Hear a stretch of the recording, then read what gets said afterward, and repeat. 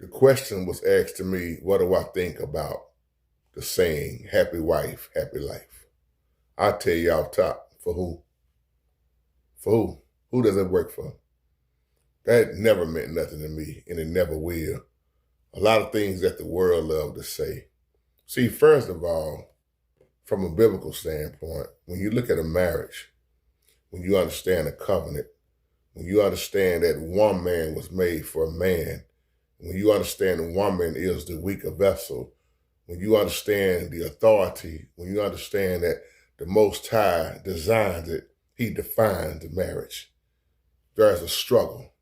There's an ongoing battle. When you look at Adam and Eve, that's your first battle of the sexes in the Bible. See, happiness is based off of circumstances. I've been saying this for years. You better make sure that your wife have joy. Because see, in a marriage, those who are married, especially for those who's been married a long time, you know off top that in your marriage, you have had a whole lot of ups and downs.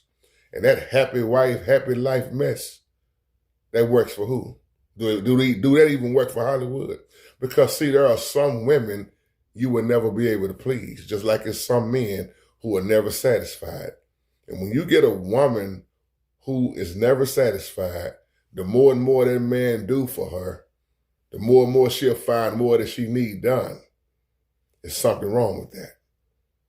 Women move emotionally. Men, we move off of what we see. See, a lot of times, that man who is strong, when he starts being silent, it's not that he's being weak. I just told somebody this the other day. It's not that he's, trying to just be all the way weak and don't care no more. Sometimes a man just shuts up so he can keep the peace in the house. So he don't start that huge argument because he's tired. It ain't that he's weak. He's being meek, he's being humble, and he know if he open up his mouth, it's going to get 10 times worse than it already is. But then at the same time, what woman wants a weak man? A lot of them that's got the Jezebel spirit. There's a lot of women that want a man they control, but real women that I know, old school and new school that I know, they don't want no weak man. See, that man that put his foot down, he's going to make his wife mad. His wife is going to have disagreements, but she's still going to have that respect. One thing you don't never want to stop doing towards your husband is stop respecting him and loyalty. You don't want to do that. And of course, don't stop giving it up in the bedroom. A lot of people don't like to talk about that. Real men, I told y'all a long time ago, don't require a whole lot. A lot of men know how to cook for themselves. They provide. They already got that. They need that respect. And they need to feel needed. We as men have to feel needed. But so there are decisions that we gonna make and have made, and it's not gonna be a happy wife. But that woman that have joy, she may get mad, but she eventually will get over what she feel. Because as a leader, as a man, we can't let our wives' emotions and feelings block what the Most High is showing us. That's what makes a marriage, once again, complicated, because again, if you really catch what the Most High said about Eve and Adam, that your desire will be to rule over your husband, but he will not allow you. You know how many women want to keep winning that argument? That's why a lot of men just go on and shut up, because really, you're not going to really win no argument. I tell people, the men, I don't like to argue. I don't. I disagree, and I leave it alone. I try my best to leave it alone, but women know how to push our buttons just like we know how to push y'all buttons. So all that happy wife, happy life, how many women claim to be happy, but then it really, in reality, they never have enough. I was watching somebody sent me the other day. This lady had such a good dude. She had got sick where she couldn't do nothing. And this man gave up everything. This man, wiping his wife, she had a bad stroke. He was doing so much, coming home, spending time doing this, doing that. And I remember the video, and there was another video I saw that was similar to that video. And the woman was very, very unappreciative. And she kept saying, I just don't think he's doing enough. Now, remind you, this man is working hard, getting off work and working overtime and taking care of his wife. And then another video I saw, this man quit his job. Some of y'all probably seen this video. I forgot the name of it. But this man quit his job to take care of his wife. This was recently. But that wife on that video was very appreciative. She couldn't even talk no more, couldn't walk. Same thing. He was wiping her. She used it on herself, the diapers and everything. He did just that. But she was appreciated. But my point is, there are some women you can do all you can, just like men I know like that. They dog women out. But you can do all you can for some people, and they are never satisfied. Look at wealthy people. Look at the wives that have everything, and they still crying about having the latest purse that come out. They got to have this and that, the expensive stuff. Now, don't get me wrong. There's nothing wrong with you wanting nice things, but the problem that comes into play is the nice things shouldn't have you. Happy wife, happy life. A real marriage is a struggling marriage. Because, see, to me, that's selfish. Okay, let's look at this for a minute. Happy wife, happy life. What about the husband? Y'all remember that video I did about, I guess that was last year, when I said a lot of women don't care about how the husband feels? His feelings don't matter. He's talked about as a good man when he's dead and gone. But a lot of times, if you look at a man's feelings, it don't matter. But when the woman get emotional, a lot of women want the man to just give all the way in. Man, it ain't about what you feel. See, my wife will tell me that in a minute. How many times you gonna tell me, baby, it ain't about how you feel? Because again, it's just like serving the Most High. I can't serve the Most High based off of how I feel. Same thing with my wife. There's times where JT don't feel good. You got children. You got a whole lot of issues that come in marriage. And you better learn how to pray and give it over to the Most High. You better pray together. You better learn everything that you can while you can. You got to put that discipline on them children. And children can become a big old problem in a marriage when it ain't no discipline. Y'all already know what I'm talking about. So all that happy wife, happy life, who made that up? I meant to look up who made that up. That ain't even biblical. Let's look at something for a minute. Look at Job. Look at Job's wife. Let's apply that on Job's wife right quick, okay? Job had it going on. Job was an upright man. Job was a provider. Job was a prayer warrior. Job was a man who shunned evil. The Most High said he was upright. This man was righteous. But when all hell broke loose in Job's life, what happened to happy wife, happy life? That same wife he had told him to curse the Most High and die. Curse Yahuwah and die, Job. But she was happy at first because Job had it going on. See, this is a lesson to learn. Men, you need that woman that know how to go through, that know how to suffer. I'm going to say this again. So many women so caught on the big fancy wedding. They talk about the wedding ring, the engagement ring, but they leave out the suffering. In that marriage is a whole lot of suffering. I mean, it's many people watching this it's many people watching this video, and they'll tell you, JT, it's done been about 30, 40 times we talked about getting divorced. But they never got divorced. They hung in there.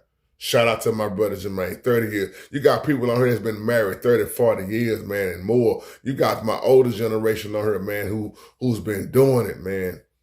I look at my uncle, man. If you sit down and talk to these ones that have been married 60 years, 61 years, they'll tell you, boy, a whole lot went down. Yeah, I was hoeing in the marriage. I got caught a few times. I messed up. She did this. He did this. You'll see an ongoing struggle.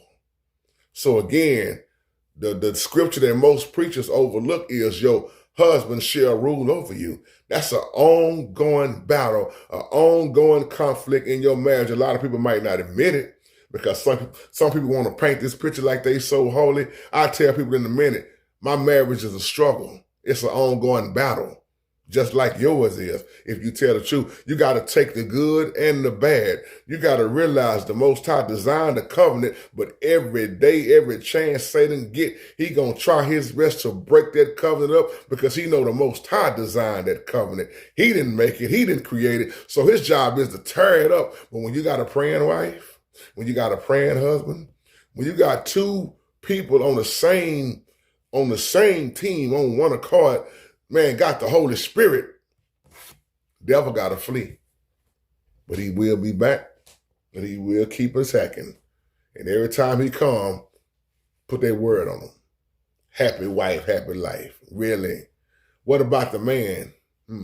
Where's the saying that for the husband? Do y'all have one for that? Excuse me. Happiness. No, joy.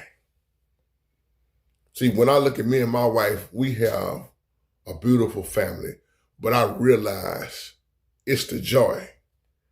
Because see, joy got me past my circumstances. Joy got me past happiness. Joy still had me smiling when the doctor said, you ain't gonna make it.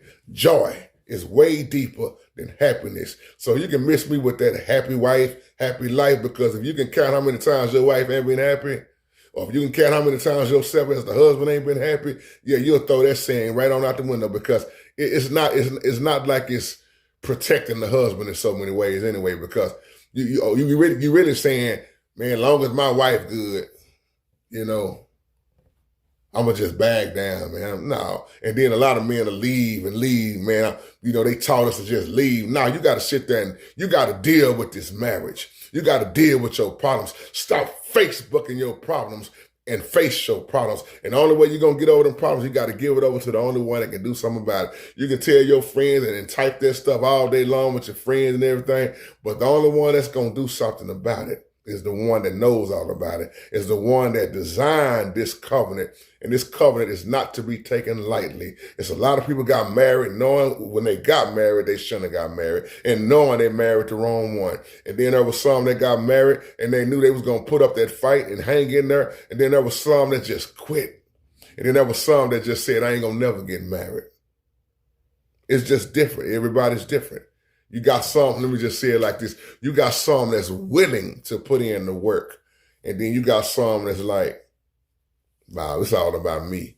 If you married a woman that's just all about her, you shouldn't have got married, because in this marriage, you're going to compromise. I don't care how bad if you think you're going to have it your way and that's it, you shouldn't have got married. I laugh at a lot of little stuff. I'm hot. You cold. You for the compromise right there. Why you cut the fan off? I had it on. Why you cut the air off? Cut it back on. I don't want it on. That can start an argument. Why you cut the lights off? I had to. All this little stuff can start argument, but you learn your spouse.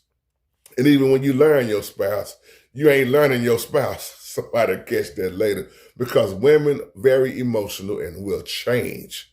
That same wife that'll come home and say, hey, baby, how you doing? It could be 10 or 15 minutes later. You don't even know who that is no more. That same man that walked through the door, if he had a bad day, sometimes that man might not even want to speak. See, I've learned something with being married. You still come home and just, hey, baby, how you doing? How was your day? Give her that 15, 20 minutes. I'll talk. Let me hear what you've been going through. Man, if you don't come home and do that, you already done messed up. And I know a lot of women go ramble and ramble. Well, girl, she looked at me crazy today at work. She mad at what I had on. And I said, she got one more time to stir me up and down. Baby, are you listening? Huh? Yeah, I hear you, baby. Man, we got to hear all that. Them women laughing that they know I was telling the truth, because that's the emotions of a woman. You ask me how was my day, they ask me how when I come home, even my children, my answer so fast and quick. Everything was good, man. It was hot outside, but man, I'm good, man. How was y'all day? I'm not gonna go into a lot of details. It's the same every day, pretty much. Oh, I talked to such and such a day, man. Hey, such and such told me to tell you hello. Oh yeah, we prayed. Yeah, we prayed. Going on by my business. Because a lot of things we do, we keep on the inside. A lot of us don't want to do all that rambling, but that's how it works. The woman with the emotions, the feelings, they just want you to hear them. Even if it's a lot of mess, they still want you to just have that listener. Thank you, baby, for listening to me. And then you say well, baby, what's going on with you? What you need? Can we go to the bedroom? Oh, here you go with that. I knew that was, yeah, you knew that was coming. If I have had a bad day, you can sure take my mind off everything right now. What time them legs open? See, that's how men is. The real men, they laughing because they know I'm telling the truth. Like I told Brother Earl when I was going through some stuff, man. I said when my wife stood up for me, man, I couldn't think about nothing else that was going on that day. But baby, you just made my day. Like, hey, I forgot everything else that was going on. And that's the type of prayer I prayed for a woman that went through some things. Y'all remember my old video when I said I did not pray for a woman that ain't been through nothing. I prayed for a woman that had a struggle. A woman that knows when she go through, she already knows she gonna grow from it. She gonna learn from it. She gonna live it on out. She gonna pray over her husband. That's what I prayed for. There ain't no such thing as a perfect woman. Ain't no such thing as a perfect marriage. Ain't no such thing as perfect people. And if you find out they are perfect, you're gonna realize you never found out they was perfect. Somebody catch that later. Man, I love y'all. Happy wife, happy life? Nah, that ain't never applied to me, and it never will. Don't care nothing about it, and I don't even walk around saying it. And for the ones I know, I always ask them, how does it working for you? Man, my wife ain't never happy, man. And then she just keep wanting more, man. She ain't never satisfied, man. Man, we got a 6-bedroom house, man. Man, we got a $700,000 house, man. Big old backyard, man, just flawless furniture, everything. And she's still saying we need a bigger house. And all our children are grown. Happy wife, happy life. But what about the husband? What about his happiness? I'm so glad I ain't stuck on happiness. I have not heard a saying for the husband. I've been hearing happy wife, happy life all my life, but I have never heard nothing for the husband. Ladies, I love you, man. Y'all have a blessed day. Shalom.